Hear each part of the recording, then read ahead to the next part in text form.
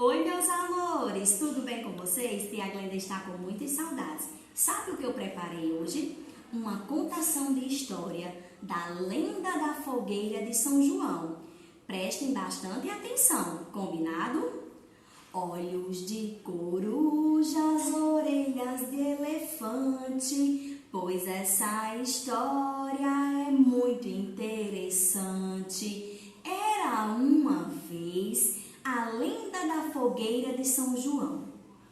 Uma menina chamada Isabel era muito amiga de Maria.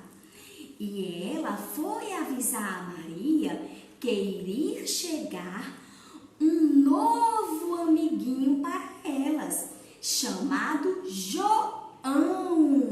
Olá, Maria! Tudo bem com você? Tudo, Isabel. Sabe o que vai chegar aqui? Vai chegar para morar aqui pertinho, junto com a gente, um menino chamado João. É mesmo, Isabel? E como eu saberei quando este menino chegar? Sabe como você vai saber? Pois eu vou acender uma linda fogueira de São João e vou colocar uma boneca bem bonita. E através da fogueira e dessa boneca, você vai saber que chegou o João. Ah, que legal! Então eu vou aguardar, Isabel.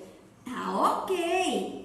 Passaram-se muitos dias e, de repente, Maria avistou uma linda fogueira muito bonita com umas chamas vermelhas que iluminava toda a sua rua. E viu também uma linda boneca que estava ao lado da fogueira. Então foi aí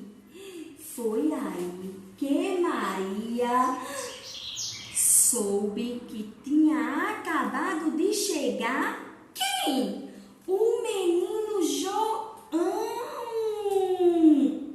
Tinha acabado de chegar o João, um menino muito lindo e muito fofinho para ficar junto com todos eles. E eles foram felizes para sempre com o menino João.